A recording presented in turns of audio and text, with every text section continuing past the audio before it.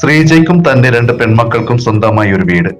Kerala cooperative employees union Kannur ജില്ലാ കമ്മിറ്റിയാണ് അന്നൂർ നരിയഞ്ചേരിയിലെ V അനിൽകുമാറിന്റെ കുടുംബത്തിന് വീട് നിർമ്മിച്ചു നൽകുന്നത്. സ്നേഹവീടിന്റെ താക്കോൽദാനം ഫെബ്രുവരി 19 തിങ്കളാഴ്ച വൈകുന്നേരം 4 മണിക്ക് യൂണിയന്റെ സംസ്ഥാന ജനറൽ സെക്രട്ടറി NK രാമചന്ദ്രന്റെ അധ്യക്ഷതയിൽ സഹകരണ തുറമുഖ വകുപ്പ് മന്ത്രി VN വാസവൻ കൈമാറുമെന്ന് സംഘാടകർ പയ്യന്നൂരിൽ വാർത്താ സമ്മേളനത്തിൽ അറിയിച്ചു.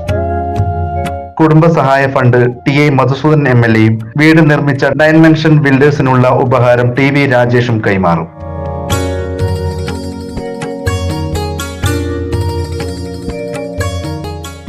സംസ്ഥാന ഗവൺമെന്റിന്റെ കെയർ ഹോം പദ്ധതിയെ സഹായിക്കുന്നതിന്റെ ഭാഗമായി കേരള കോഓപ്പറേറ്റീവ് എംപ്ലോയീസ് യൂണിയന്റെ സംസ്ഥാന കമ്മിറ്റിയുടെ തീരുമാനത്തിന്റെ ഭാഗമായിട്ടാണ് കണ്ണൂർ ജില്ലാ കമ്മിറ്റി ഈ രീതിയിലുള്ള ഒരു വീട് നിർമ്മിച്ചു നൽകുന്നതിന് വേണ്ടി തീരുമാനിച്ചിട്ടുള്ളത്.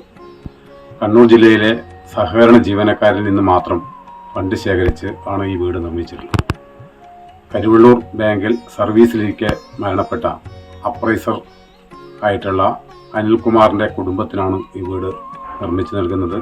ഇതിന്റെ നിർമ്മാണ ചുമതല പൂർണ്ണമായും കേരള കോഓപ്പറേറ്റീവ് എംപ്ലോയീസിന്റെ കണ്ണൂർ ജില്ലാ കമ്മിറ്റിയാണ് നിർവഹിച്ചിട്ടുള്ളത്.